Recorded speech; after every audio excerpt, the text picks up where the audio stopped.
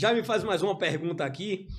Explique o caso do Jabás que existiu no Bahia na era de Marcelo Guimarães Filho. Parece, e porque seu nome foi envolvido também nisso, teve? Pronto.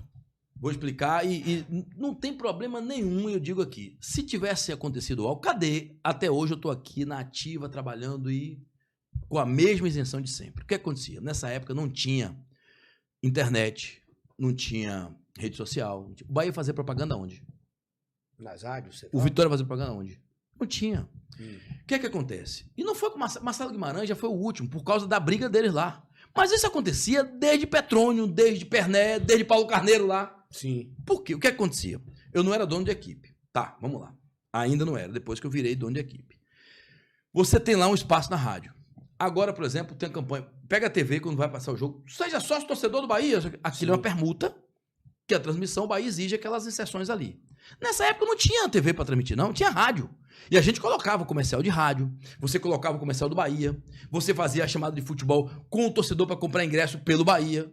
E isso era remunerado. O que acontecia em grande parte das coisas? E meu nome não aparece na questão das passagens, porque não é porque eu não precisava, não, é porque eu tinha uma agência de viagem, que era a Salvatur, que fazia uma permuta com a gente. Ao invés de eu divulgar o Bahia, eu divulgava a Salvatur. E ficava com as passagens e cobria o Campeonato Brasileiro inteiro. Mas as outras emissoras que não tinham, nessa época, usavam as passagens do Bahia, porque o Bahia tinha uma cota de passagens do Campeonato Brasileiro. E na época da permuta, você vai divulgar minhas ações do clube e vocês vão ter a passagem de divulgar para o clube. Qual era o erro dessa relação? Era que o Bahia não fazia separado, fazia junto. Então viajava com a delegação, viajava tudo. Hoje, se você perguntar, Márcio, se o Bahia quiser divulgar a sua rádio, é de graça? Se o Bahia quiser fazer um comercial aqui nesse canal, é de graça?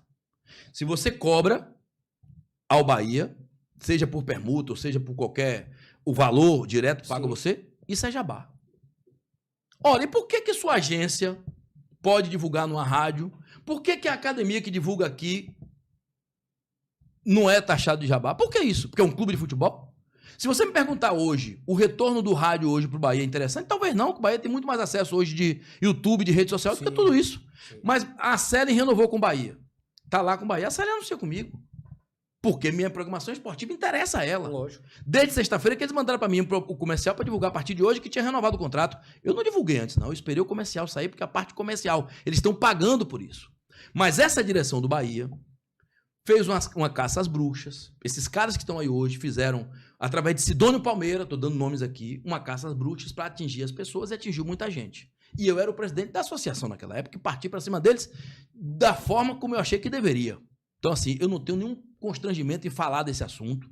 Falo toda vez que for perguntado e digo: o Bahia queria divulgar e a imprensa tinha a divulgação na mão. Isso é de graça? Não é, não vai ser. Não vai ser. Agora, hoje existem outras mídias que são também pagas e que o Bahia faz. Na TV, nas mídias sociais e tudo mais. Então, assim, popularizaram algo de forma para atingir a imprensa naquela época, todos que estavam ali, e gente que foi citada hoje trabalha no Bahia. Trabalha no clube hoje. 2 ou 3 profissionais da assessoria de imprensa foram citados e viajaram com as passagens da época, mas hoje estão no Bahia. Estão lá. Então, na verdade, existia uma parte da imprensa que viajava com as quase toda. Com as passagens do Bahia mesmo. Isso não tinha segredo, a gente viajava com a delegação. Só que eu fazia as passagens, no meu caso é uma específico, permuta, no caso. E por coincidência foi nessa época, porque senão eu também estaria. Pegue todos os jornais aí da época e veja se tem meu nome nas passagens. Não tem. Mas não tem... Não é porque eu não queria, não. Não tem porque eu acho... Você já tinha o subsídio. Eu acho que ali, pra mim, era mais interessante porque eu já tinha um patrocínio da Salvatur na época. Entendi. Tá? Então, assim, e ficamos isso com 3 ou 4 anos. Não aparece o nome da nossa equipe. Da nossa equipe. Mas apareceu o nome de pessoas que sequer eram donos de equipe. Eram profissionais que viajavam com as passagens do clube, mas que não tinha gerência nenhuma na equipe. E foram citadas ali. Pessoas que pouco viajavam, mas que aparecia lá. Como eles tinham que botar todo mundo, colocou até funcionário dele hoje. Então, eu acho que aquilo ficou marcado naquela época, mas hoje está aí. Imagine se hoje eu tivesse responsabilidade daquilo, fosse uma coisa armada, eu estaria hoje aqui com a repercussão que a gente tem.